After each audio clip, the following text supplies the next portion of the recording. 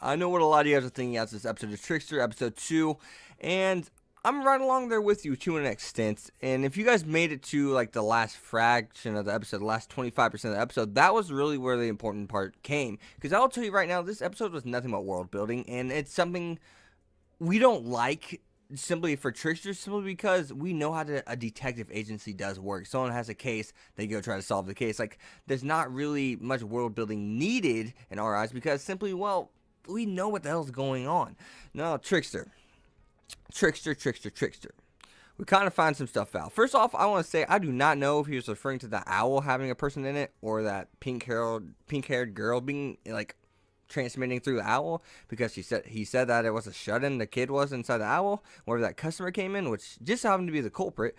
And yeah, I'm not sure because it looked like she's talking to him through a holographic screen. So I was kind of like, is she referring to the owl having a person in it, or is she referring to that girl like talking through the owl? I'm not sure. I don't know. It's probably a robotic owl, I'm sure, because I mean, we find out in the episode previous episode that whenever our main character Kobayashi actually attacked, didn't attack. He couldn't control his powers when the guy pulled a gun out on him. He actually cut off his leg.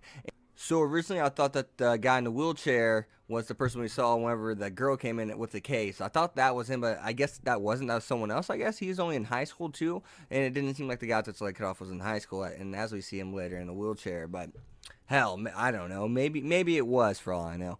But so let's delve into this plot, this episode. So the plot of this episode was girl comes in, says her boyfriend keeps writing these kill letters, and it ended up being her. And she used her boyfriend, who was catering the meal for this big event or whatever, and she wanted to kill a doctor, and he was catering this event, and well, she had water, and she put poison in the water, and as we see, the food was probably poison too, but we know the chili was poison for a fact.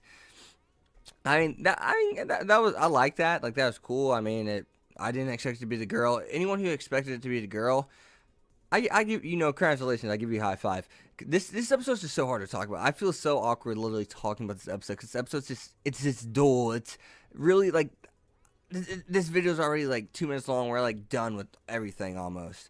So like literally the last few things I have on my list is next up. Kobayashi starting to become vulnerable. That's the big thing. That's the big thing about this episode, right?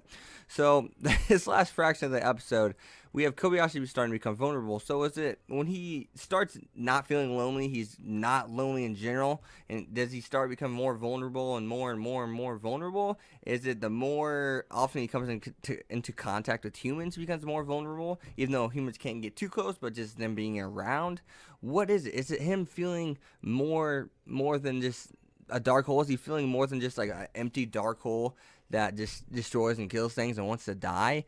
Is it love and compassion? What is it that makes Kobayashi tick and, well, makes him vulnerable? What is it? And the most interesting thing about this episode, and the biggest thing about this episode, is our other main character, Hanazaki. He says, "Sensei, Master, I've decided what I'm going to do with this boy. I'm deciding what I'm going to do with Kobayashi.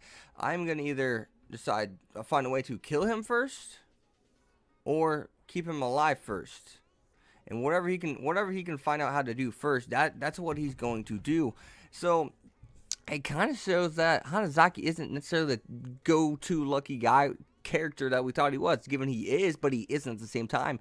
If he's definitely looking for a way to kill a kid, I mean, it's not the fact he's looking for a way. He's only doing it because that kid wants to die, and the fact that he's gonna help him die is kind of like, I was really kind of taken back because I thought this character had told another person, and we kind of see him take out his frustrations against that woman that tried to blame her boyfriend, pin all that stuff on her boyfriend, and that's just crazy too. I mean, we saw, even though he kind of kept a persona, but you saw the anger leaking out, right?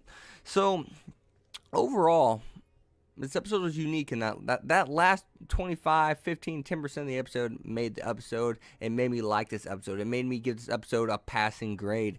It was very interesting stuff. And, these are the questions we have that are going to keep driving this plot, right? I don't know how long they're going to. I hope they don't drag it out too long because it's a 25 episode series. So I don't even expect to really get an answer why he's becoming more vulnerable till like episode 10, 12. Maybe even 15, because we still got like 11, 10 episodes after that. So, yeah, I hope you guys enjoyed the video. It was a dual episode. The last part of the episode was a lot better than the first half. The last part of this video was a lot better than the first half because it's a dual episode. Reasons why I don't watch Detective Conan from what I hear, even though a lot of people like it. But as always, guys, you've been Hex. Be sure to leave a like, comment, subscribe. Follow me on Twitter at Hex25. I'll see you guys next time. Peace.